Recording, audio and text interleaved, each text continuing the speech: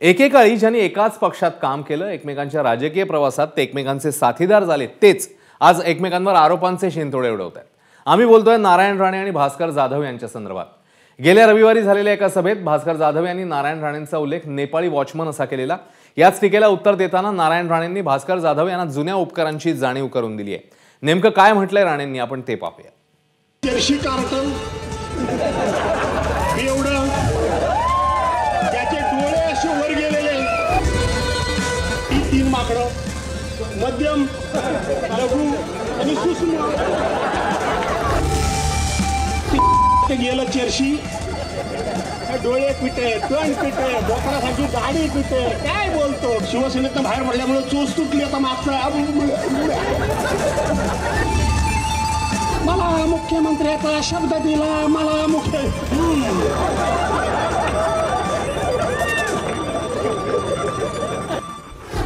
भास्कर जाधवांना चोप देणार, भास्कर जाधवांना सोडणार नाही। भास्कर जाधवांनी माझे 15 लाख रुपये घेतले। भास्कर जाधवांना विधानसभेचं तिकीट मी दिलं हे वक्तव्य आहे केंद्रीय मंत्री नारायण राणेंचं।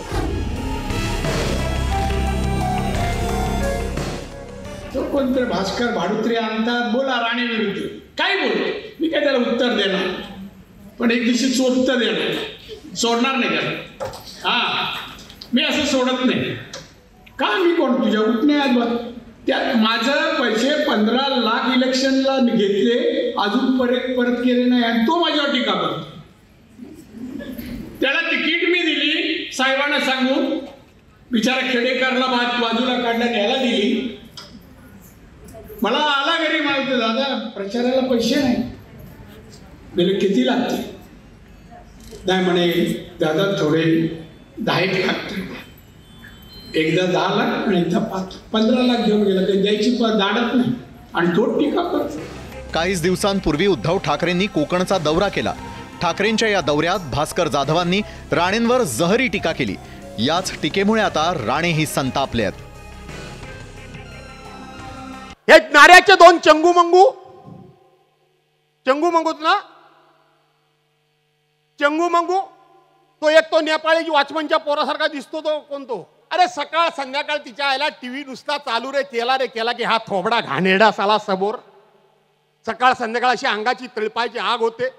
दुसरं ते एक चर्शी आणि सध्या बाकी शेतकरी जरी मरत असतील उपाशी, त्यांचं काय पीक नाही आलं तरी नेत्याच्या डोक्यावर मात्र सध्या पीक भारी आलंय।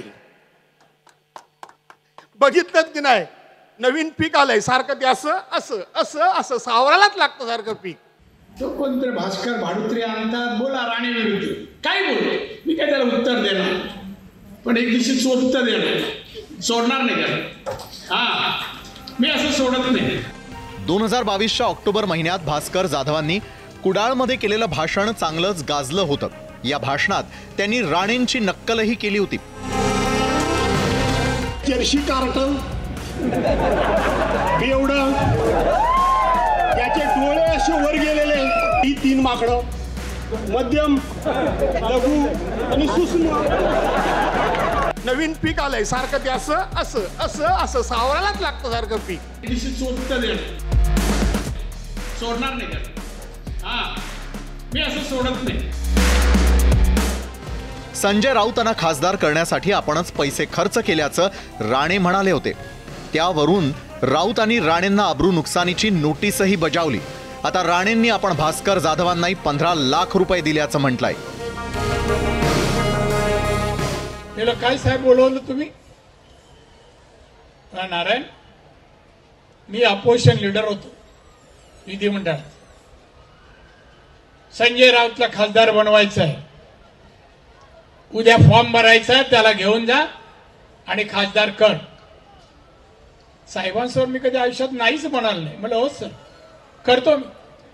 इलेक्शन रोल मध्ये नाव नसताना बांधव ना, हा खासदार व्हायला खर्च मी केला, आज रक्कम सांगणार नाही, एवढे उपकार, खासदार बनवलं, खर्च मी केला,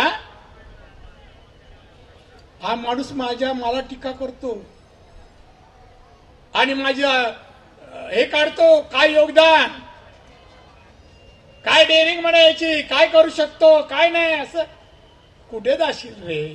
माझं पैसे 15 लाख इलेक्शनला घेतले, अजून परत केले नाही आणि तो माझ्यावर टीका करतो.